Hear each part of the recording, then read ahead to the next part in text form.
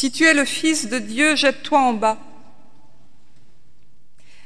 Être fille et fils de Dieu nous donnerait-il le droit de braver ainsi la mort? Qu'on ne se méprenne pas sur le problème que pose ce texte. Le diable de l'évangile de Matthieu ne demande pas à Jésus de se suicider. Il ne s'agit pas de se jeter dans le vide pour se donner la mort volontairement, mais bien plutôt d'aller vérifier qu'on est immortel, parce qu'on a acquis le statut d'enfant de Dieu. Le diable n'a pas réussi à provoquer Jésus la première fois en l'incitant à combler immédiatement ses besoins. La faim n'a pas pu provoquer la chute de ce nouvel Adam adopté par Dieu lors de son baptême. C'est maintenant d'une autre façon qu'il provoque Jésus. L'arme de division, cette fois, c'est celle de la lecture littérale de l'Écriture et de la véracité de la parole de Dieu. L'Évangile de Matthieu met dans la bouche de ce provocateur intime les paroles du psaume 91 qui décrivent la protection qu'octroie Dieu à ceux qui croient en lui. Dans ce psaume, celui qui aime Dieu, celui qui lui obéit, est déclaré hors d'atteinte de tout mal, de la violence des hommes comme de la fatalité, de la maladie ou de la catastrophe. Aucun malheur ne t'arrivera, aucun fléau n'approchera de ta tente, car Dieu donnera pour toi des ordres à ses anges pour te garder dans toutes tes voies. Ils te porteront sur leurs mains de peur que ton pied ne heurte une pierre. Tu marcheras sur le lion et sur la vipère. Tu piétineras le jeune lion et le dragon. Puisqu'il s'est épris de toi, je lui donnerai d'échapper. Puisqu'il s'est épris de moi, je lui donnerai d'échapper. Je le protégerai puisqu'il connaît mon nom, dit le Seigneur. Il m'invoquera et je lui répondrai. Je serai moi-même avec lui dans la détresse et je le délivrerai et le glorifierai. Je le rassasierai de la longueur des jours et je lui ferai voir mon salut. Dans ce psaume, qui raconte la relation du psalmiste avec son Dieu et qui ressemble bien davantage à une confession de foi qu'à une exaltation d'un brave la mort, dans ce psaume, l'élu de Dieu n'a rien à craindre, en effet, car Dieu s'est épris de lui. On y découvre une véritable déclaration d'amour. Comme le dit aussi Dieu dans le livre d'Ésaïe, « Ne crains rien, car je suis avec toi ».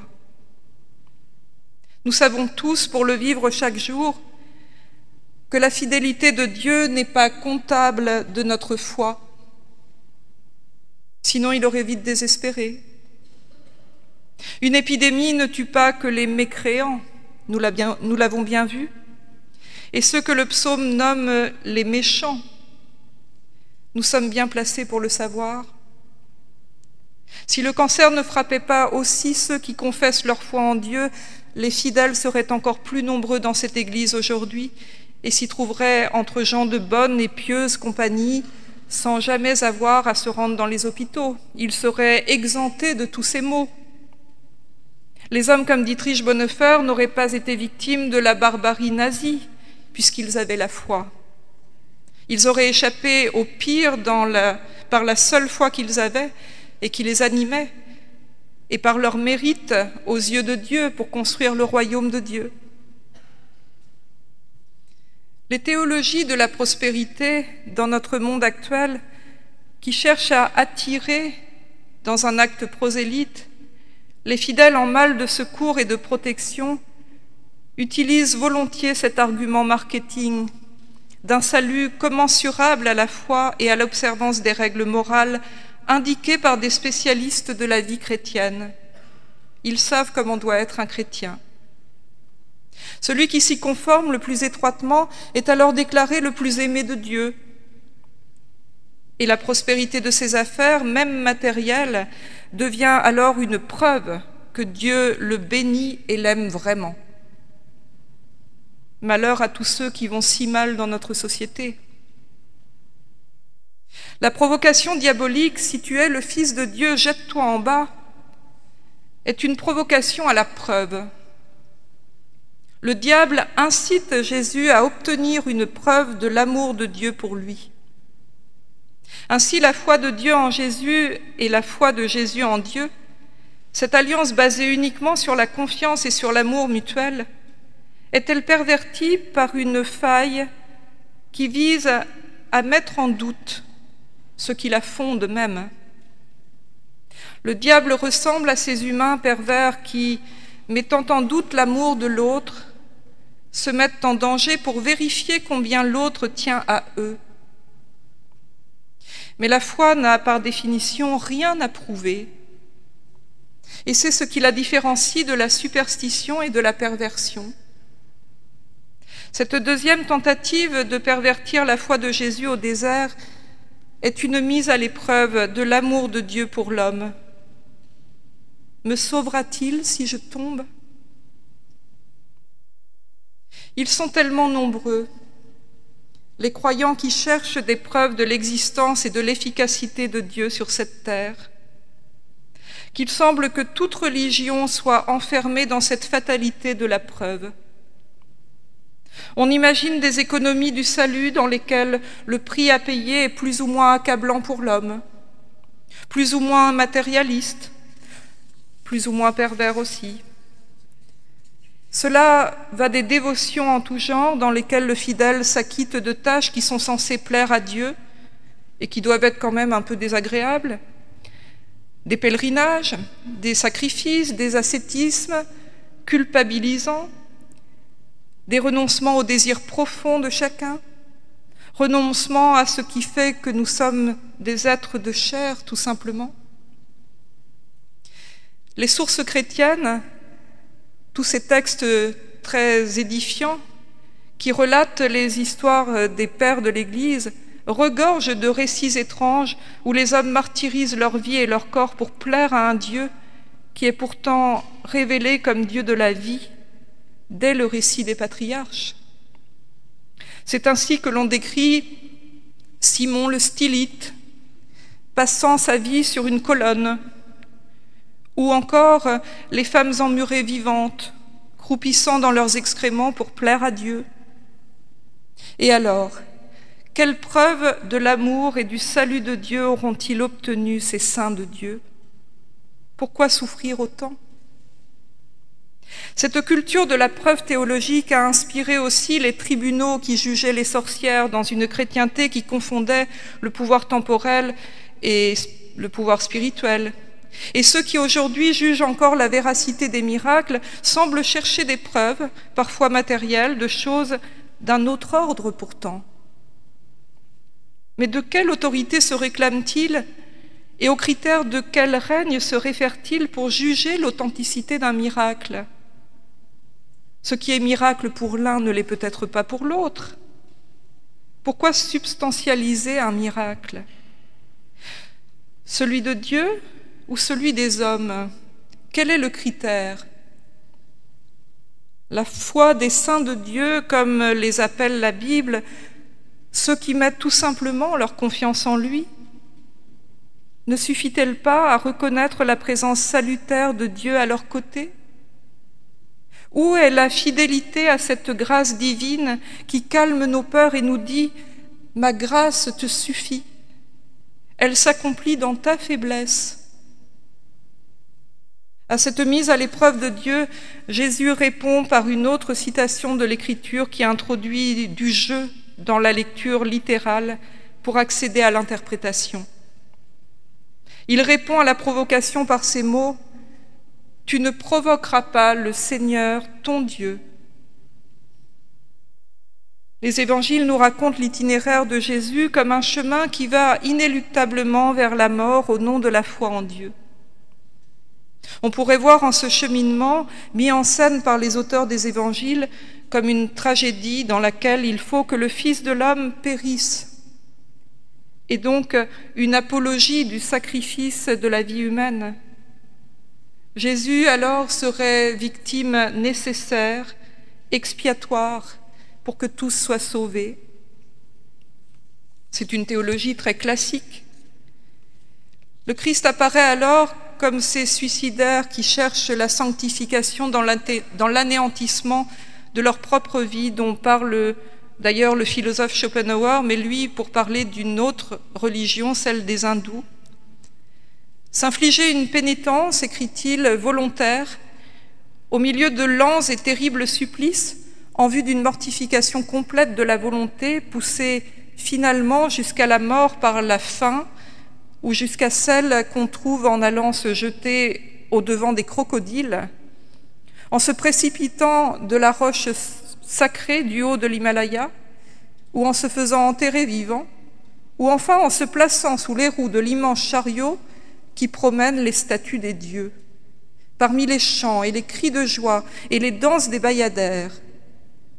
Et ces prescriptions, dont l'origine remonte à plus de 4000 ans, sont encore observées aujourd'hui.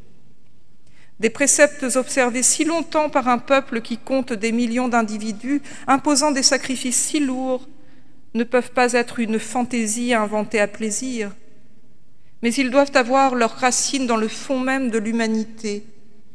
Ajoutons qu'on ne peut assez admirer l'accord qu'il y a entre la conduite d'un ascète chrétien ou d'un saint et celle d'un hindou lorsqu'on lit leur biographie. Et c'est Arthur Schopenhauer qui écrit ça dans Le monde comme volonté et comme représentation. Dans les cas décrits par le philosophe allemand du XIXe siècle, le martyr, celui qui sacrifie sa vie dans un geste au comble du romantisme, le fait pour sa propre sanctification et ne travaille en rien au salut de tous. Il meurt, et comment sa mort pourrait éviter quoi que ce soit aux autres. Il n'est pas question ici de confondre, évidemment, la question du suicide avec celle du martyr. Le problème est trop grave pour qu'on les confonde. Si l'acte de martyr semble forcer l'admiration pour le courage qu'il semble requérir, ce désir de pénitence, aussi spectaculaire soit-il, n'en est pas moins problématique quand même. Pourquoi ce qui fait la condition humaine même devrait-il être anéanti au nom de Dieu? Quel Dieu, ami des hommes, pourrait vouloir leur anéantissement? Dans le cas de Jésus, les récits évangéliques rendent, par le biais d'une réécriture a posteriori, à faire comme si Jésus s'attendait à sa mort prochaine et la sublimait. Nous ne saurons jamais ce qu'il en était, car lui-même ne semble pas avoir laissé de témoignage personnel écrit par sa main, et nous n'avons que les paroles relatées dans les œuvres de composition que sont les évangiles. Mais le Dieu de Jésus est un Dieu qui adopte l'homme par ses mots. Celui-ci est mon fils bien-aimé, en lui j'ai mis ma joie. Alors comment imaginer que Dieu veuille la mort de son enfant? Il nous faut entrer en résistance, mes frères et sœurs, en résistance contre cette tentation à laquelle tant de fois le discours religieux succombe, celle de douter de l'amour inconditionnel de Dieu et de remettre des conditions à l'amour que Dieu promet pourtant gratuitement à l'homme. Il nous faut résister au désir de preuve, là où Dieu nous donne son amour sans condition par pure grâce et où la foi de chacun devrait suffire. Il nous faut sortir de ce chantage affectif dans lequel les religions ont enfermé l'homme et ont imaginé Dieu. Le protestantisme lui-même, après avoir opéré cette réforme extraordinaire et affirmé le salut par pure grâce, a succombé à cette tentation lui aussi. Il en est résulté un puritanisme culpabilisant dans bien des domaines et une culture de la faute propre à donner de Dieu la représentation d'un père pervers à l'égard de ses enfants. Ce Dieu-là n'est pas mon Dieu. Et quand les hommes et les femmes souffrent ou meurent à cause du témoignage qu'ils rendent au règne de Dieu, ce n'est pas par joie ou par plaisir, mais c'est parce qu'ils sont victimes de la bêtise humaine et non victimes expiatoires que Dieu exigerait pour que nous tous nous allions mieux. Le Christ lui-même n'a-t-il pas demandé au seuil de son supplice que le calice qui lui était tendu soit éloigné de lui si cela était possible? Il voulait échapper à la mort. Quand le Christ répond au diable avec les mots du Deutéronome « Tu ne mettras pas à l'épreuve ton Dieu », il rappelle le commandement « Aime ton Dieu de tout ton être, de toute ta force et de toute ton intelligence ». Ce qui revient à dire « Aime-le avec ce que tu es, humain, avec tes désirs, avec tes rêves, avec tes espoirs, avec tes désespoirs aussi, avec tes craintes et tes fragilités.